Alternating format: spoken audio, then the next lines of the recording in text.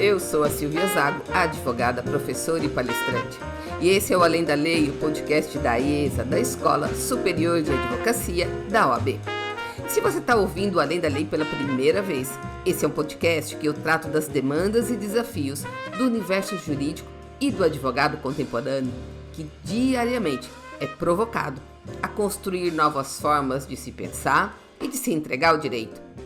E então, se você transita ou habita nesse universo, esse podcast é para você.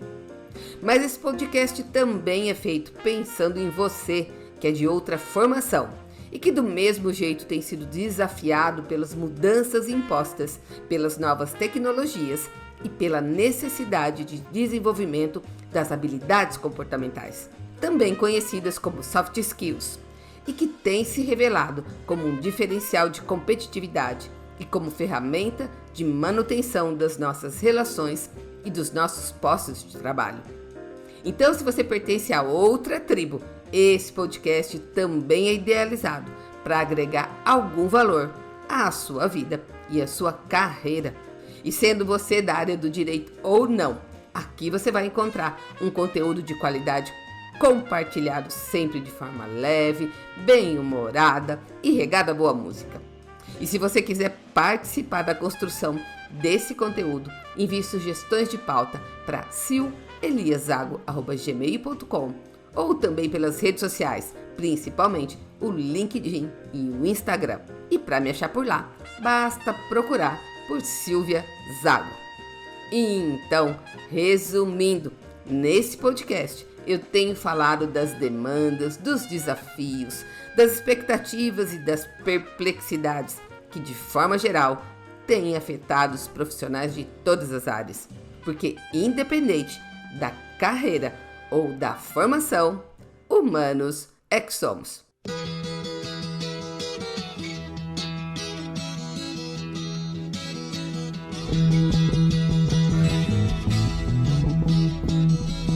Getting to the point where I'm no fun anymore. I am sorry. Sometimes it hurts so badly I must cry out loud. I am lonely. I am yours, you are mine. You are what you are. You make it hard. Remember what we've said and done and felt about each other. Oh, babe, have mercy. Don't let the past remind us of what we are not now. I am not grieving. I am yours, you are mine. You are what you are. You make it hard.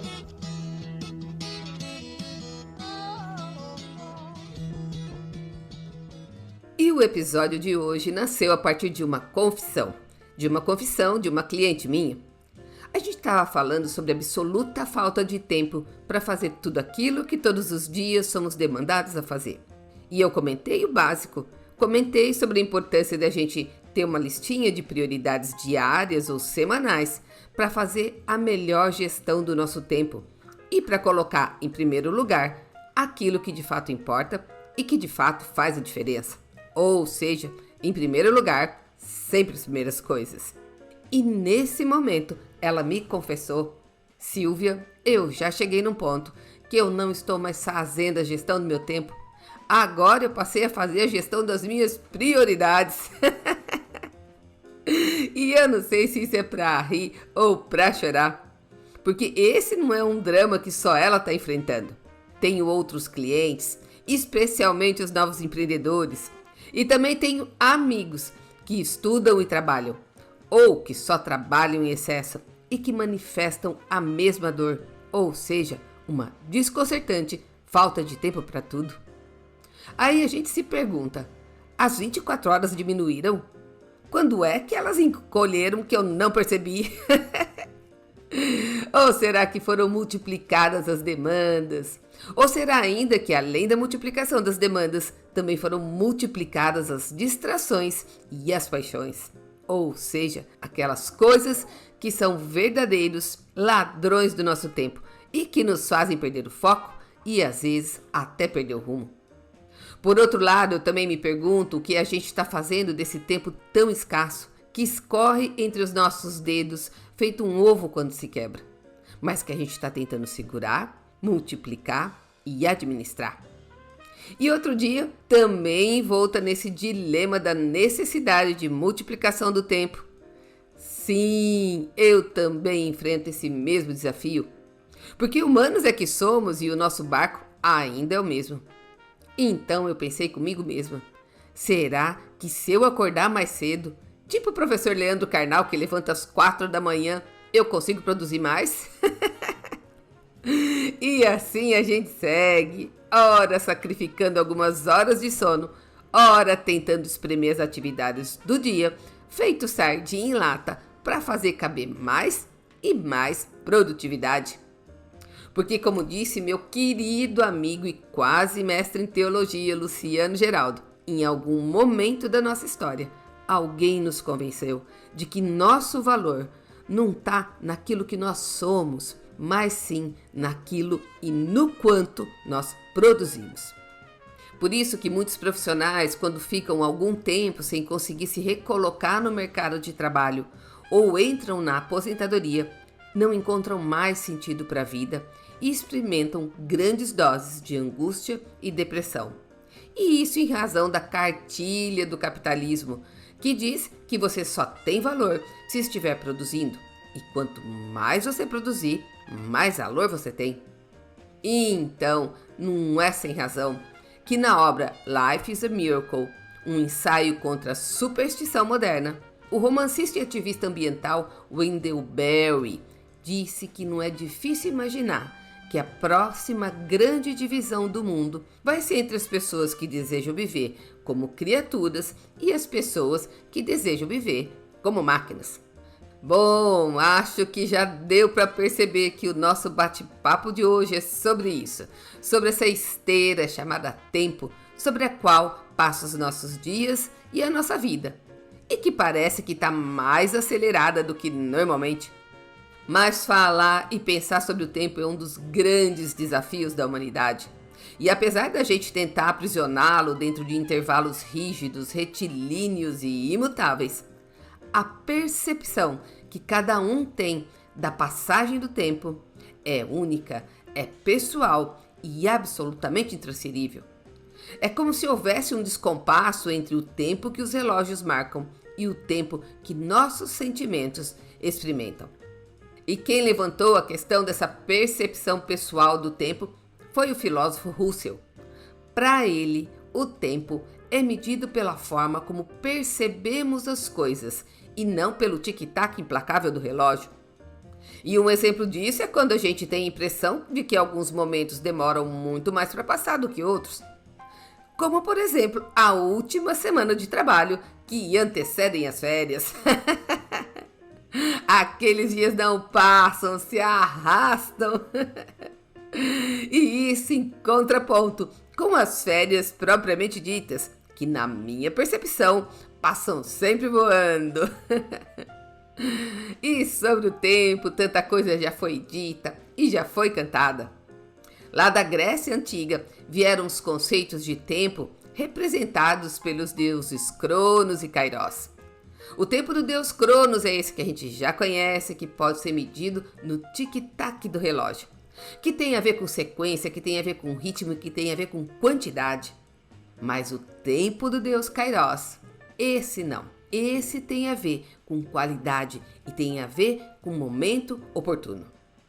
Por outro lado, filósofos de todas as eras, como Kant, Platão, Agostinho, Nietzsche, Pondé e outros tantos, já refletiram, esquadrinharam e tentaram compreender isso que à primeira vista nos parece incompreensível. E o tempo também tem inspirado grandes poetas e cantores.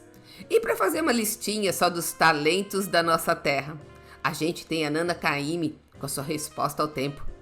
E o Cazuza com O Tempo Não Para. E ainda tem o Caetano com a sua Oração ao Tempo. E a gente jamais vai se esquecer do Tempo Perdido, da Legião Urbana, e do Tempo Rei, do Gilberto Gil. És um senhor tão bonito quanto a cara do meu filho. Tempo, tempo, tempo, tempo, vou te fazer um pedido. Tempo, tempo, tempo, tempo, compositor de destinos, tambor de todos os ritmos. Tempo, tempo, tempo, tempo, entro no acordo contigo. Tempo, tempo, tempo, tempo. E para falar a verdade, até a própria existência do tempo já foi uma questão para Aristóteles. Porque para ele, se a gente não consegue medir um instante presente, se o passado já aconteceu, ou seja, já era, e o futuro ainda não é, então nenhuma das suas partes de fato existe. Uau! Mas nós também já ouvimos da boca do rei Salomão que existe um tempo para tudo que se faz debaixo do sol. E com essa fala, ele chamou a nossa atenção para a dinâmica da vida e para a necessidade da gente aceitar os tempos dessa vida.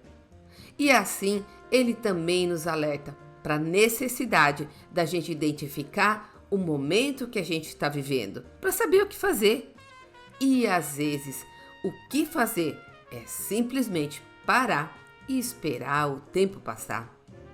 E isso me remete a esses tempos de tantas mudanças que estamos enfrentando, tempos de transição. E em tempos de transição, ou seja, em tempos provisórios, em que tudo está em processo de deslocamento e alteração, a nossa melhor atitude é simplesmente observar para onde está soprando o vento. Ou, como diria minha avó, para onde esse vento vai nos levar. Porque, como sabiamente nos ensina a sabedoria popular, os tempos provisórios não são os melhores, nem os mais adequados para tomarmos decisões definitivas. Com o que eu concordo plenamente. Mas hoje a gente vive num mundo que mais parece uma loja de conveniência, aberto e funcionando 24 horas sem parar. Shoppings, padarias, mercados, barzinhos, farmácias, academias drive-thru. Isso sem falar na internet, que oferece produtos, serviços, diversão, informação, tudo full time. Parece que parar para descansar, parar para dar um tempo, para respirar, ou simplesmente para dormir, tá virando quase um crime ou um pecado. Porque a nova ordem é estar o tempo todo conectado, antenado, atualizado e, claro, produzindo. Mas se você não conseguir dar conta de tudo isso, Red Bull te dá asas.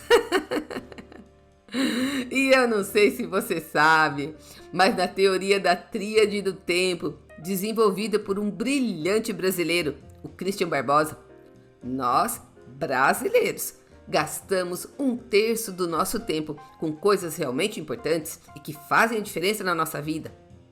O outro terço apagando incêndio, ou seja, com urgências e emergências.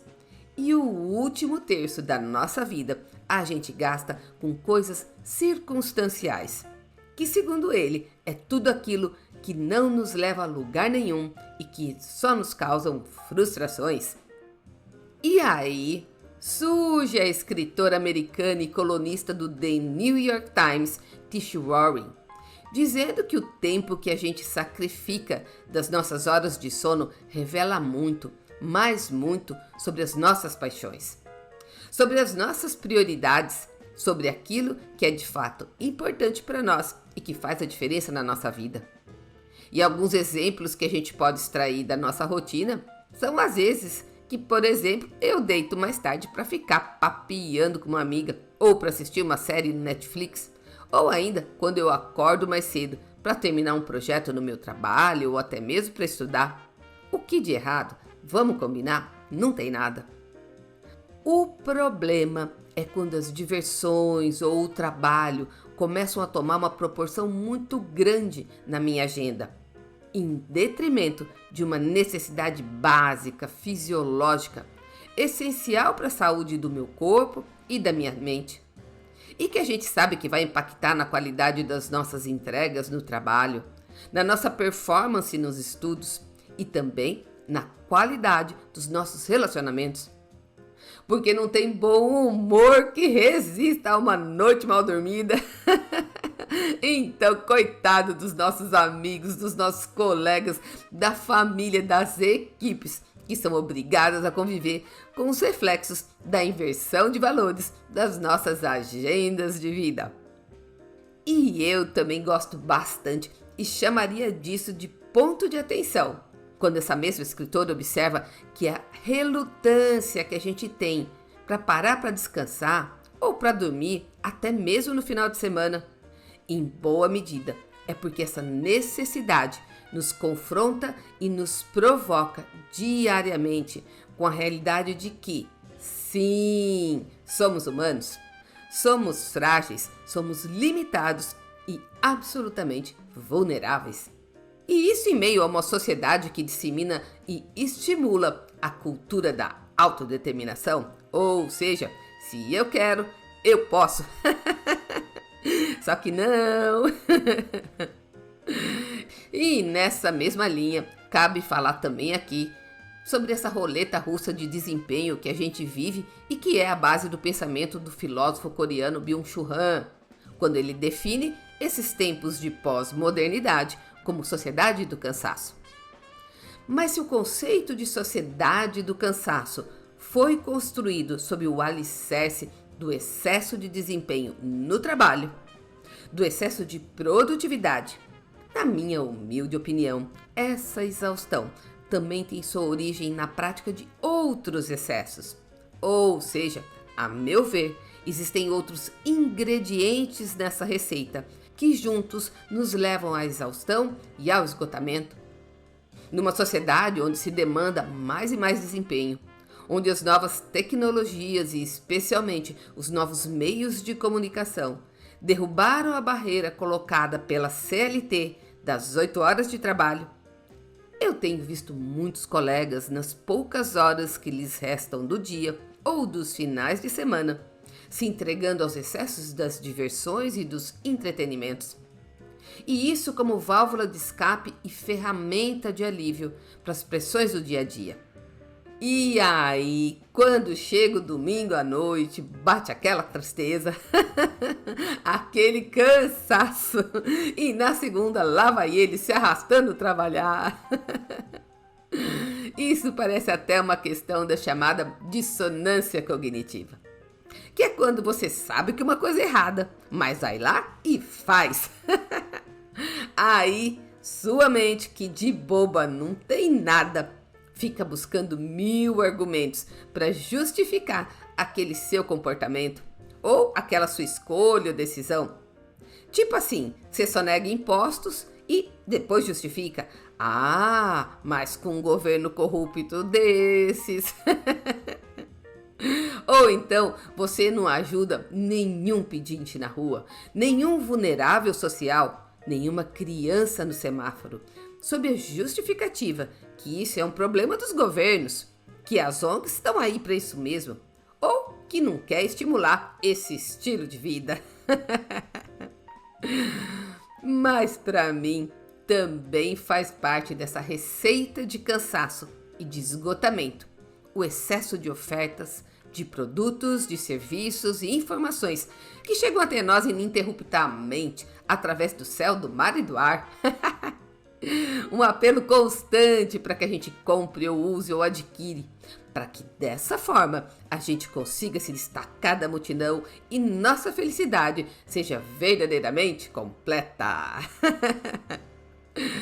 Um outro ingrediente que não pode faltar nessa receita de cansaço é o excesso de esforço que a gente tem que fazer para acompanhar as mudanças dessa sociedade líquida, que, como disse Bauman, passou a dar mais valor ao que é transitório do que aquilo que é permanente. E o resultado disso a gente já sabe. A gente experimenta todo dia. Porque todo dia tem um produto, um serviço ou um conceito novo para a gente comprar, ou aprender, ou fazer, ou ensinar. Resumindo, também estamos sendo demandados a lidar com a transitoriedade, com as imprecisões, com as indefinições e a impermanência de quase tudo. E resumindo de novo, não tá fácil para ninguém. Mas pegando esse gancho e abrindo parênteses, essa impermanência e essa indefinição é que eu acredito ser um dos fatores de sucesso das metodologias ágeis de gestão, que quem me conhece sabe que eu sou fã.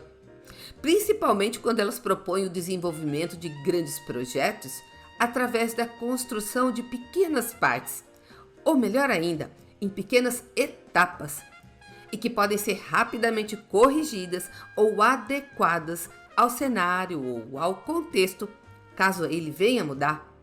Porque a única coisa que o empresário de hoje pode contar é que tudo está mudando. E então, nada melhor do que utilizar métodos que permitam acompanhar e se adequar rapidamente a essas mudanças de rumo, a essas mudanças de direção. Fecha parênteses. Mas voltando à questão dos excessos, do cansaço e da toxicidade do way of life, do nosso modo de vida, eu te pergunto, para onde você vai quando bate uma canseira de tudo e de tanto? Onde é seu refúgio, seu lugar de descanso? Quais os recursos que você utiliza para se proteger desse peso que a sociedade nos impõe? Qual o filtro que você usa para preservar a sua sanidade? Se é que depois dessa pandemia sobrou alguma. Na obra de Sigmund Freud, Mal-estar da civilização ou mal-estar da cultura, ele reconhece o sofrimento como parte da vida. O que, vamos combinar, a gente também já aprendeu, né? Mas ele também fala que diante dos sofrimentos, a gente desenvolve alguns recursos ou algumas formas de amenizá-los. E para isso vale de tudo, até o uso de substâncias químicas.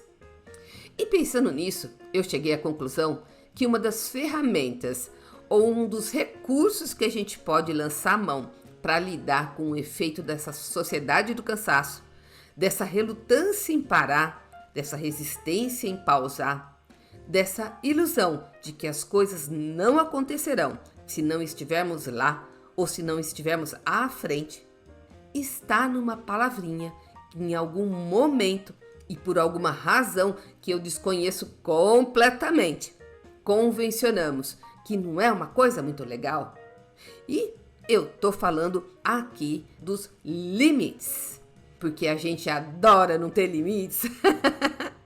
Tipo crédito ilimitado, promoção por tempo ilimitado, garantia ilimitada.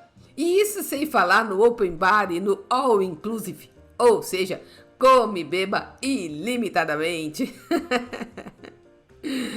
Mas se a gente olhar para o passado, principalmente para o exemplo das cidades da antiguidade, a gente vai chegar à conclusão que colocar limites, colocar barreiras, não é de todo mal, não é tão ruim assim.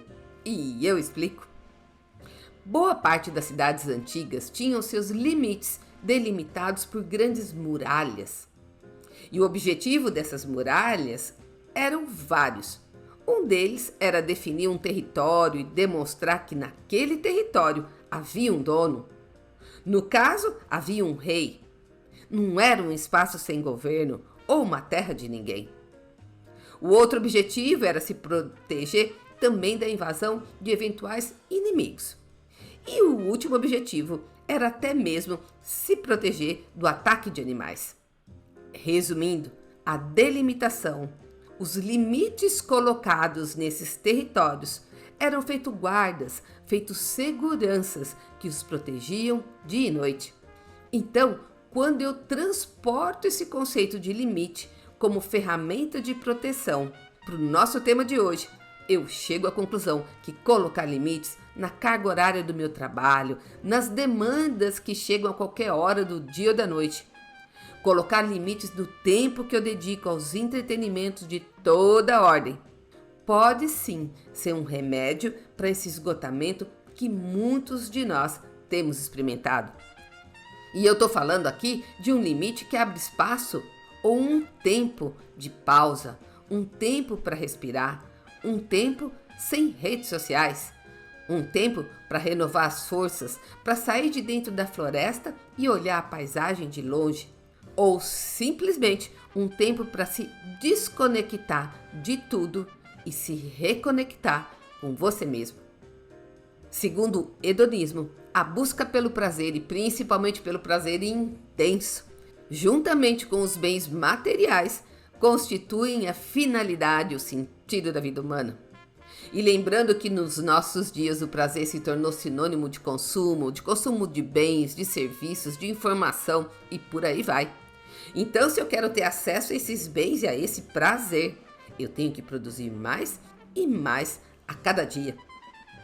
Mas aí vem Epicuro, um filósofo grego que viveu entre 340 e 270 a.C., com uma fala que, em certa e boa medida, também pode ser aplicada a esses nossos tempos. Ele também propõe o prazer como uma das razões da vida, mas o prazer encontrado nas coisas simples e naturais, que não prejudicam nossa saúde física, mental e espiritual, que não são efêmeros, não causam dependência e nem decepcionam. Portanto, segundo o epicurismo, é preciso reconhecer a necessidade de limites na busca do prazer. E é o reconhecimento desses limites que possibilita o encontro da plenitude e da felicidade. Resumindo e já terminando, diante de uma cultura global de produtividade, consumo e ininterrupta conexão, o desligar, o dar um tempo, o descansar, o colocar no modo avião, o renovar é, na verdade, o reescrever e o reexperimentar a realidade sob uma outra ótica, uma outra perspectiva. Por fim, emprestando a fala e o raciocínio do meu amigo André Masson, isso sim pode ser considerado uma atividade altamente subversiva, porque ela não se submete ao modelo proposto e não se curva ao modelo vigente. Então, bom descanso para você que há muito tempo não se dá um tempo. O além da lei, que não é de ferro e nem nada, e que também precisa de um tempo para restaurar suas forças e renovar suas energias, vai sair de férias. Mas, se Deus quiser, em agosto estaremos de volta. E falando em descanso, eu me despeço de você com uma fala do profeta Isaías que atravessa os séculos e que invariavelmente me inspira, me comove e que diz o seguinte: assim diz o soberano da terra, no arrependimento e no descanso está a salvação de vocês, na quietude e na confiança, a vossa força. E é isso aí, pessoal. Por hoje é só. Se você gostou, se fez algum sentido para você, compartilhe com um amigo. E para ter acesso a todos os episódios, é só acessar www.silviazago.com.br. Abraços, saúde e até o próximo podcast.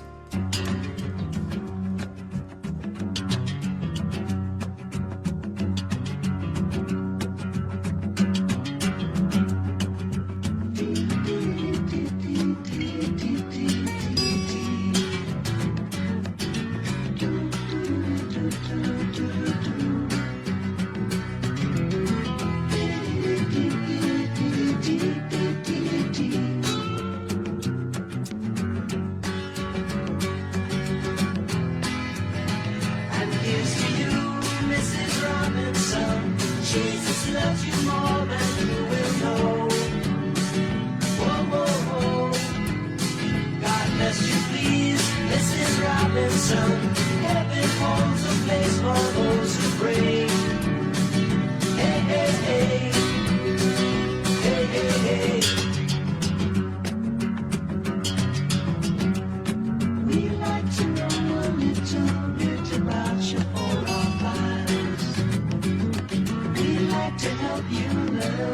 of yourself. Look around you, all you see are sympathetic eyes. Stroll around the grounds until you feel at home. And here's to you, Mrs. Robinson. Jesus loves you more than you will know. Whoa, whoa, whoa. God bless you, please, Mrs. Robinson. Heaven holds a place for those who pray. Hey, hey, hey. Hey, hey, hey.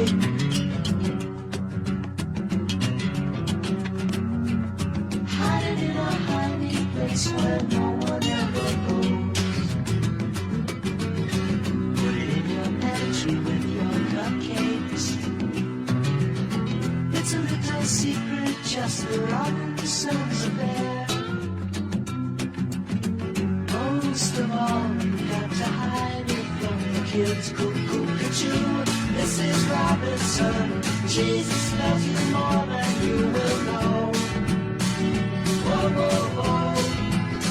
God bless you, please, Mrs. Robinson. Heaven holds a place for those who pray.